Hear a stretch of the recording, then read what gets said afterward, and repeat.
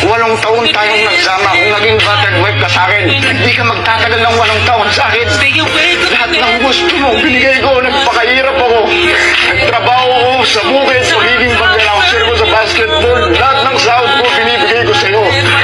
Nag-abroad ka. Hindi mo kinaya, hindi ka makauwi. Anong ginawa ko? Binenta ko ang motor ko para mabayaran mga utang mo. Pag-uwi mo, sinong sumundo sa'yo? Lalaki mo.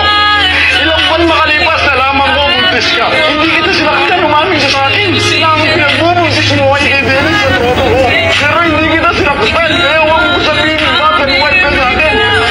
Ako nga, nagtatrabaho 24 oras. Nagpagwardya ako. Pagdating ko sa bahay, diretso ko ng bukid. Hindi pagkain, tubig na malamig, di mo man ako bibigyan. Tapos sasabihin mo, bakit wife ka?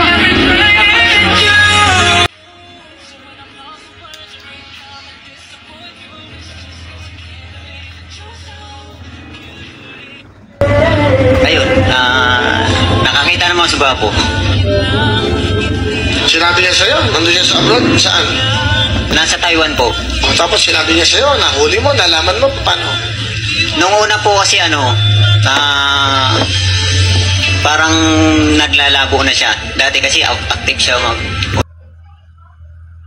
Alright guys, ramdam ko yung sakit nung isang security guard na paano siya parang niloko ng kanyang asawa. Tapos kinilaim pa ng babae na battered wife daw siya. So sinasaktan siya ng allegedly, sabi ng babae, sinasaktan siya ng kanyang asawa, which is hindi naman daw ginagawa. Guys, hindi ako nakapigil mag-react at i-upload, ilagay sa channel ko. Manonood man kayo, hindi, basta bibigyan ko ng reaction tong yung sitwasyon na yun. Yung dalawang sitwasyon na yun, isang security guard at saka isang yung simpleng asawa na lalaki, nag-abroad din yung asawa niya at iniwan siya. Okay, so dito mo masasabi guys, yung mamimili ka kung sino ang gusto mong kasama sa buhay, yung mahal ka o mahal mo, di ba? Yung mahal ka o mahal mo, sino bang dapat mong piliin? Well, personally guys, ako guys, ang pinili ko ay yung mahal ako. Okay, bakit yung mahal ako? Hindi mo nga mahal eh. Ako kasi yung tao guys na madaling mahulog ang kalooban, madaling ma-fall, madali ako ma-fall. Lambingin mo lang ako ng konti, nga na yung damdamin ko eh. Kaya nung mga kabataan ko guys, ay hindi naman ako kagwapuhan, pero mapaglaro ako sa mga babae. Nakikipag-shota ako dati, 2, 3, walang seryoso yon. Walang seryoso, laro-laro. Habang nakakasakit ako ng babae, ay parang instead na makonsensya ako, nakukuhan lang ako, parang natatawa na lang ako sa sitwasyon. Ginagawa ko yun guys kasi nga insecure ako sa sarili ko na kung mahuhulog yung loob ko, baka paglaruan na ako ng babae. Si bata pa naman kasi ako dati nung guys. So yun yung nasa isip ko hanggang sa dumating yung pagkakataon na yun nga, yung nag-asawa na ako, na ramdaman ko sa misis ko na mahal niya ako, pero hindi ko siya gaano mahal. Ang kwento na yan guys ay nasa video ko na, so hindi na natin lawigin yon. Sinigway ko lang. Doon tayo dun sa isang security guard. Makikita mo yung kanyang sakripisyo sa relasyon base sa kanyang statement, di ba? Isipin mo naman, ginawa niya na lahat, pero yung babae walang pagbibigay ng tinatawag na kahalagahan. Habang nga nagdadrama siya sa harap ng babae, ang babae alam mo ang ginawa? Nagsiselfon lang. Deadma lang, parang wala lang. Yun yung sinasabing mahal mo ang isang tao pero hindi ka mahal. Ang binabalik sa'yo ay wala lang. Kahit gaano kalaki ang sakripisyo mo sa relasyon nyo, walang kwenta sa taong hindi ka mahal. Yun guys. Yun. Dahil mahal mo pero hindi ka mahal. Kita mo yung isang security guard na yun, anong sabi niya? Diba? Dinoble-doble niya na yung sarili niya. Nag-duty siya ng security guard. Pagdating niya dun sa bahay nila, gagawa pa siya ng another na mga pagkakitaan. Maibigay lang yung guwan. Pero ni tubig daw, hindi siya maalagaan. Wow. Diba? So yun guys, para sa akin kung pagpipiliin ako, kung mahal ako o mahal ko, ang pipiliin ko mahal ako. Kasi sa pagkatao ko, madali akong magbigay ng pagmamahal in return. Lalo kung nakikita ko yung partner ko na, di ba? Alam niyo yung asawa ko guys, hindi marunong magluto yan kasi sa kanilang anak siya ng simpleng mag-asawa lang, simpleng magulang. So hindi sila sanay magluto ng mga komplikadong luto. Yung mga komplikadong luto ba? So wala talaga siyang kaalaman. Pero alam mo guys, hindi masarap magluto yung misis ko nung una Hindi siya masarap magluto. Pero dahil sa airport na ginawa niya, nag-i-import siyang magluto. Nag-i-import siyang magluto para sa akin. Mabaon ko, makain ko. Kahit hindi masarap, pero para sa akin, napakasarap na ng luto ng misis ko. Bakit? Yung effort na binigay niya para matuto siya dun sa pagluluto na hindi naman niya usual na ginagawa yun kasi hindi nga sila ganun magluto. Ihaw-ihaw lang naman sila sa bahay nila. Paksiw-paksiw lang. Hindi sila nagluluto ng mga komplikadong luto kasi nga, bakit? Wala naman sila pang bili ng kuwan kasi nga simpleng buhay lang sila Mangingisda lang yung tatay niya So, nung nakita kong nag-i-effort siya magluto para sa akin, sumasarap yung lasa ng niluluto niya dahil dun sa effort na ginawa niya. Yun Bakit niya ginawa yun? Dahil mahal niya ako Doon pa lang laglag na yung puso ko, pati itlog joke. Laglag na So yun ang ibig sabihin, yun ang kagandahan kung mahal ka. Kung mahal ka, gagawa ng effort para lang ma-please ka. Diba? Itinan mo yung lalaki na yun. Sakripisyong ginawa niya para sa relasyon. Anong sinukli? Diba? Reynang-reyna yung babae, yung asawa niya.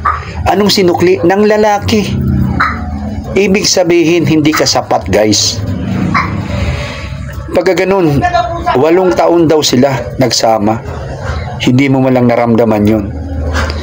Ang hirap ng pag-ibig, bulag no? Bulag Ramdam mo na sa simula pa lang, first year, second year, walang effort na umangat kayong dalawa. Hindi nag-i-effort yung babae na umangat kayo. Ang ginawa, magpapabigat lang sa'yo. Ikaw, hirap na hirap ka nang mamuhay sa sarili mo. Maiangat mo lang sila. Pero yung partner mo, hindi nagbibigay ng kahalagahan sa effort na binigay mo. Hirap na hirap ka, lalo niyang pinabigat yung sitwasyon. Dahil hindi ka nga mahal. Diba? So, bakit kailangan manatili doon sa ganung relasyon, guys? Diba? Bakit kailangan manatili? Biruin mo, Anong sabi ng lalaki? Binuntis siya ng ibang lalaki. Wala daw narinig ang babae kahit isa sa kanya. Wow! Napaka tinatawag na martir na pagkatao mo. Well guys, first of all, pag nagmahal tayo, mahalin muna natin sarili natin. Hindi ako perfectong tao. Hindi ako perfect. Pero hanggang ngayon, matagal na kami ng asawa ko at hindi kami perfect. Marami kami struggle. Hanggang ngayon, ang una kong minahal, hindi asawa, hindi anak. Ang una kong minahal ay ang sarili ko. Mayon. Bakit? Kailangan kong mahalin sarili ko para maibigay ko yung pagmamahal ko sa anak ko at asawa ko. Paano mo ba maipakita ang pagmamahal mo sa anak at asawa mo? Sa iyong presensya mo. Sa iyong mga kakayahan na mabigyan sila ng maayos na buhay. Kung hindi mo mahalin sarili mo, pinabayaan mo, paano mo sila mabigyan ng maayos na pagmamahal? Mai-render yung pagmamahal mo. Hindi, kasi bakit? Pabigat ka eh. Diba? Pabigat ka sa kanila. So, hindi pagmamahal yun. So, unahin natin yung sarili nating mahalin. Tulad yan, alam mo nang inabuso ka na ng husto ng asawa mo. Ramdam mo na hindi ka mahal. Tinanggap mo pa rin. Ang pag-aasawa, guys, ay dapat dalawa kayo magtulungan para umangat. Para umangat kayong dalawa, magtulungan kayong dalawa. Hindi yung hihilahin mo yung isa para umangat kayo. Mabigat yun, hindi kaya yun. Mapupunta kayo sa wala. So, anong gagawin mo? Bumitaw ka. Baka sabihin naman nyo, madaling sabihin yan. Pero mahirap gawin. Oo nga. Kung mahal mo ang sarili mo, diba? Kung mahal mo ang sarili mo, kailangan mong bumitaw. Diba? Kasi hindi pwedeng ang asawa kasi ay kakampi. Ang asawa ay kakampi. May asawa ka nga, hindi mo man kakampi. Anong buhay meron ka? Diba? Anong buhay meron ka? Kung ang asawa mo ay hindi mo kakampi. Ako kasi guys ay isa akong tinatawag na security officer. Security guard officer ako. May mga tauhan akong hindi na iiwasang magbigay sa akin ng litanya, di ba? Yung mga litanya nila. May isa akong tauhan na pumanaw na. Bakit? Isisigway ko lang ang kwento. Alam ko na hindi rin siya mahal ng asawa niya. Alam mo yung naghahanap buhay siya, wala pa yung sweldo nila, nangungutang na yung asawa, kaya habol siya ng habol magbayad sa utang ng asawa niya. Noong nangyari, kakahabol niya, siyempre, ang kanyang sarili, napapabayaan niya na. Dahil nga, doon sa kagagawa ng asawa niya, na instead na kakampi niya, ay hindi. Ngayon, sa nangyari guys, may nararamdaman na pala siya, hindi niya pinapa-check up ang sarili niya. Kasi una-una, gastos. Ayaw niyang gumastos. Kasi nga ang dami nilang utang dahil sa kagagawa ng asawa niya. Instead na tulungan siya, lalo siyang diniidiin. Ang inisip ng asawa niya, nandyan naman siya para magtrabaho para sa kanila. Okay? So, nangyari na nga guys, ay minsan, lumapit siya sa akin at sabi niya, Sir, pwede ba akong umupo? Kasi tayuan yung trabaho namin eh. Bakit? Anong problema mo? Sabi ko. Pinakita niya yung paa niya, namaga. As in talagang namagang-maga.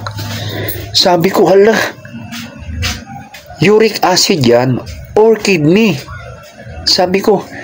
So nag-implement ako agad ng undertime. Binigyan ko siya na nagbigay ako agad ng go signal na undertime nito siya kasi nga para mapahinga at pumunta sa ospital. Alam niyo guys, hindi siya pumunta sa ospital. Nalaman ko. Nasa bahay lang kasi walang pampagamot. At saka na lang tinakbo ng misis na comatose na siya. Tinakbo sa ospital. So, nanghingi ng tulong sa aming detachment para sa pinansyal. Wala daw silang pang finance kasi nga, puro nga utang sila. Nagkasakit yung nagtrabaho. Okay? Hanggang sa namatay. Bakit ko kininto? Yun ang sinasabi ko guys. Unahin ang sariling mahalin. Bago ang asawa at anak. Tingnan mo, hindi niya minahal ang sarili niya. Sa palagay nyo kaya yung asawa niya hindi nag-asawa ulit yun? Diba? Yun guys. Sinasakripisyo mo yung sarili mo sa taong hindi ka mahal. Kasi kung mahal ka, tutulungan kang umangat kayong dalawa. Okay? I hope na gets niyo yung gusto kong ipahiwatig sa video na to. Bye-bye guys. Bye-bye.